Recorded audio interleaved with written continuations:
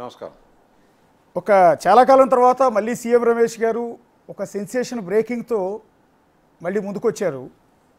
ఎంపీగా గెలిచిన తర్వాత ఒకసారి వివాదానికి కారణం కేటీఆర్ గారు మిమ్మల్ని ఉద్దేశించి చేసిన కొన్ని కామెంట్స్, పర్టికులర్గా ఫ్యూచర్ సిటీకి వెళ్ళే రోడ్డుని ఆ కాంట్రాక్ట్ 1600కు పైగా కోట్ల కాంట్రాక్ట్ని రేవంత్ రెడ్డి గారు ఏదో మీకు ఇచ్చారు అనేది ఆయన చేసిన అలిగేషన్.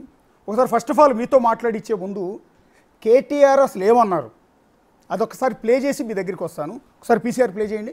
సీఎం రమేష్ అనే ఒక బీజేపీ ఎంపీ, ఆయనకు నిన్న ఈ ముఖ్యమంత్రి రేవంత్ రెడ్డి గారు ఆ లుచ్చా పనిలో కంచెకచ్చిబోలి భూములను తాకట్టు పెట్టే లుచ్చా పనిలో సహకరించినందుకు ఆయనకు నిన్న 1665 కోట్ల కాంట్రాక్టు ఫ్యూచర్ సిటీ అట.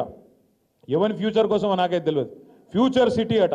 ఆ ఫ్యూచర్ సిటీకి రోడ్ వేస్తున్నట. ఆ రోడ్డు 1665 కోట్ల రూపాయలతో వేస్తున్నట. దానికోసం బీజేపీ ఎంపీకి కాంగ్రెస్ ముఖ్యమంత్రి గారు మరి అవార్డు చేసిండ్రు, ఆయనకి ఇచ్చిండు కాంట్రాక్ట్. నేను అడుగుతున్నా, ఇది అక్రమ సంబంధం కాదా? కాంగ్రెస్ ప్రభుత్వంలో రాహుల్ గాంధీ గారు కళ్ళు మూసుకున్నావా పండుకున్నావా? 1665 కోట్ల కాంట్రాక్టు ఒక బీజేపీ ఎంపీ, ఆంధ్ర ప్రాంతానికి సంబంధించిన ఎంపీకి వస్తుంటే నీవెందుకు స్పందిస్తలేవు? బీజేపీ ఎందుకు స్పందిస్తలేదు?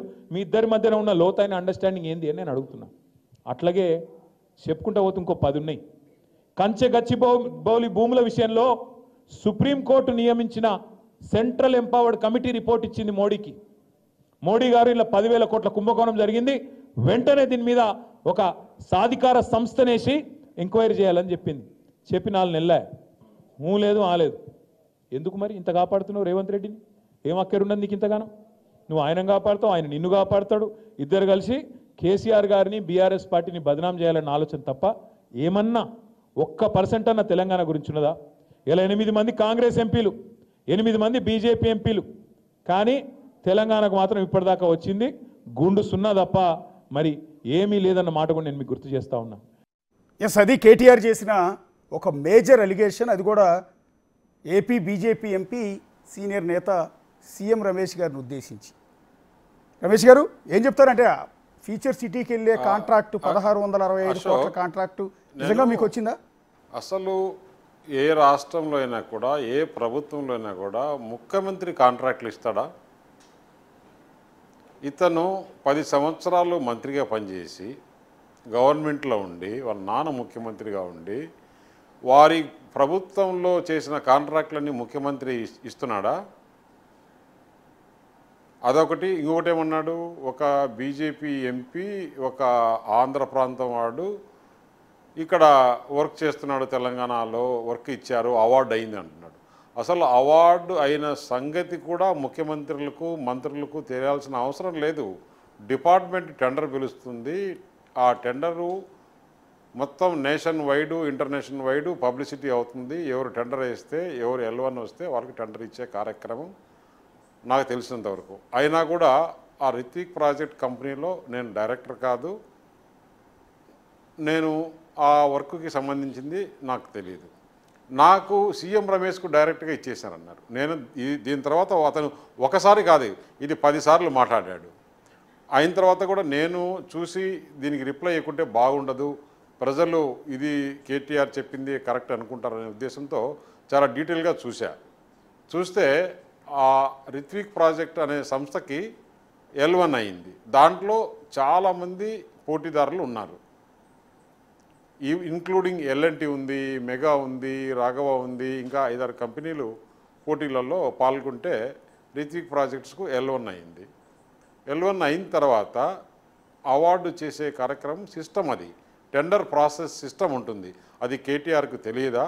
అంటే మీ ప్రభుత్వంలో 10 సంవత్సరాలు వర్కులన్నీ ఇదే విధంగా ఇచ్చారా కేటీఆర్? అసలు ఇంకొకటి, రిత్విక్ ప్రాజెక్టు హైదరాబాద్లో హెడ్ ఆఫీస్, హైదరాబాద్లో పెట్టిన ఆఫీస్ అంటే తెలంగాణలో ఉంది. అది వాళ్ళు మాత్రం తెలంగాణలో వ్యాపారం, తెలంగాణలో ఉండే ఆఫీసు, తెలంగాణలో ఉండే కంపెనీ తెలంగాణలో వ్యాపారం చేయకూడదు. నువ్వు నీ కుటుంబము ఢిల్లీలో పోయి లిక్కర్ వ్యాపారం చేసుకోవచ్చు. ఏంటి ఇది? మాట్లాడడానికి ఏమన్నా కొంచెమన్నా ఉండాలి. ఏం మాట్లాడతావు? ఇంకొకటి, లోను ఆ కంచె ల్యాండ్ పెట్టి లోను ఇప్పించేదానికి నేను సహకరించానంట. 10,000 కోట్ల రూపాయలు తెలంగాణ రైతు రుణమాఫీకి తెచ్చుకొని వాళ్ళు చేస్తే నేను సహకరించడం ఏంటి? అంటే నాదేమన్నా బ్యాంకా? డబ్బులు ఇచ్చింది నేనా? తెలంగాణ ప్రభుత్వము మాకు ఇది డబ్బు కావాలి, బాండ్ ద్వారా కావాలి, ఎవరైతే ఏర్పాటు చేయిస్తారో వారికి ఇంత ఫీజు కూడా కన్సల్టెంట్స్ ఫీజు ఇస్తామని చెప్పేసి అది ఆనవాయితీ. అక్కడ ఎవరైనా అప్పు ఇచ్చేవాళ్ళు ఆ ల్యాండ్ ఎలా ఉంది, ల్యాండ్ టైటిల్ ఏంటి, ప్రభుత్వ క్రెడిబిలిటీ ఏంటి, వీళ్ళు రీపే చేసే కెపాసిటీ ఉందా లేదా అని చూసి అప్పులు ఇస్తారు. కానీ సీఎం రమేష్ చెప్పి అప్పులు ఇస్తారంటే నీకు ఎంత అజ్ఞానము, నువ్వు ఏ విధంగా మాట్లాడుతున్నావు అనేది ప్రజలకు తెలియాలనే ఉద్దేశంతోనే ఈరోజు అతను పర్సనల్గా నాతో మాట్లాడిన విషయాలు కూడా నాకు ఒక సంస్కృతి సాంప్రదాయము రెస్పాన్సిబిలిటీ ఉండే ఎంపీని అయినా కూడా ఎప్పుడు అతను నా ఇంటికి వచ్చి ఢిల్లీలో వారి చెల్లెల గురించి వారి పార్టీ గురించి మాట్లాడిన విషయాలు కూడా ఈరోజు చెప్పకూడదు. నిజంగా అయితే ఇతను రోజు పదే పదే నా గురించి మాట్లాడుతున్నాడు కాబట్టి నిజాలు ప్రజలకు వాస్తవాలు తెలియాలి అనే ఉద్దేశంతోనే ఈరోజు మాట్లాడుతున్నాను. అంటే నేను అందుకే ఛాలెంజ్ చేశా, తెలంగాణ భవన్కైనా వస్తా, తెలంగాణలో ఎక్కడైనా పర్లేదు, హైదరాబాద్లో కూర్చుందాం, లేదా ప్రెస్ క్లబ్లో కూర్చుందాం, మనం మాట్లాడుకుందాం. ఆంధ్ర ప్రాంతాన్ని ఎంపీకి వర్కులు ఇచ్చారన్నావు, నువ్వు తెలంగాణలో 10 సంవత్సరాలు జరిగిన 6 లక్షల కోట్ల రూపాయల కాంట్రాక్టులన్నీ ఎవరికి ఇచ్చావు? ఎవరికి ఇచ్చావు? మాట్లాడదామా? నీకు చెప్పే ధైర్యం ఉందా? నువ్వు చేసిన అవినీతి గురించి ఎక్కడ బయట రాకూడదు, నా మీద కేసులు ఉండకూడదు, మేము మా బీఆర్ఎస్ పార్టీని విలీనమైనా సరే బీజేపీలో, లేదు అలయన్స్ అయినా సరే మేము సరెండర్ అయిపోతామని చెప్పిన మాట వాస్తవమా కాదా? నువ్వు కాదు లేదా అనేది సమాధానం చెప్పాలి. నన్ను కలిసావా లేదా? ఢిల్లీకి వచ్చి డేట్తో సహా సీసీ కెమెరాతో సహా నీ విజువల్స్ చూపించమంటే చూపిస్తా. ఇదేదైనా మాట్లాడేటప్పుడు ఒక క్రెడిబిలిటీ ఉండాలి. నేను ఈ విషయాలు చెప్పదలుచుకోవాలా, ఇన్ని రోజులు కూడా చెప్పదలుచుకోవాలా, చాలా రోజులు అయింది జరిగి.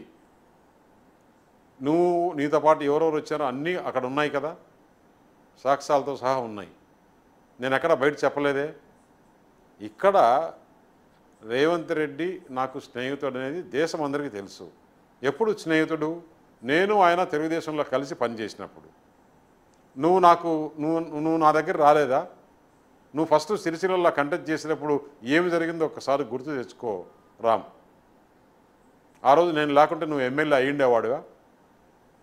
ఆ రోజు సుధాకర్కు బీఫామ్ ఇస్తే సుధాకర్ను కాళ్ళ పట్టుకొని విత్డ్రా చేయించేశాను. లేకుంటే ఆ రోజే నువ్వు ఎమ్మెల్యే కాదు, నీ రాజకీయ భవిష్యత్తు లేదు.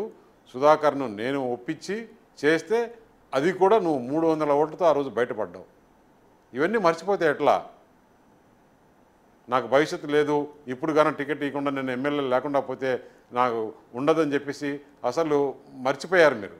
1994 నుంచి 2004 వరకు ఏమి జరిగిందో, 1999 వరకు ఏం జరిగిందో, 2004లో ఏం జరిగిందో ఇవన్నీ కూడా మర్చిపోయి మీరు ఈరోజు బిహేవ్ చేస్తున్నారు. స్నేహం అనేది ఎప్పటికీ అది ఒక విలువ. ఆ స్నేహ విలువలు మీకు తెలియదు.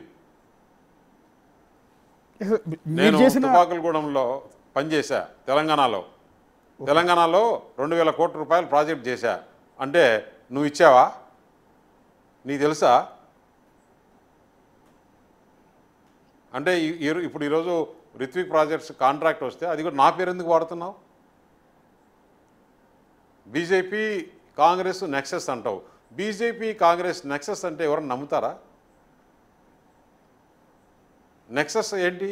నువ్వు కాంగ్రెస్తో అలయన్స్, టీడీపీతో అలయన్స్, ఇంకా ఎంతమందితో పెట్టుకొని ఎన్ని చేశారు? ఎవరితోనో ఒకరితోన్నా ఉంటున్నారా? మీరు మాట్లాడతారు. ఈరోజు నీ భాష ఏంటి? అసలు నీకు ఇంట్లో ప్రాబ్లం ఉంటే మీరు చూసుకోండి. జగన్మోహన్ రెడ్డి ఏ విధంగా అయితే తన చర్యలతో బాధపడుతున్నాడో ఈరోజు నీకు ఒక ప్రాబ్లం కాదు, ఇంకో పక్క హరీష్తో ప్రాబ్లం, ఇంకో పక్క కవితతో ప్రాబ్లం. ఇవన్నీ ఈ ఫ్రస్ట్రేషన్లో అందరినీ ఎందుకు బురద చల్లుతున్నావు? ఇది కరెక్ట్ కాదు.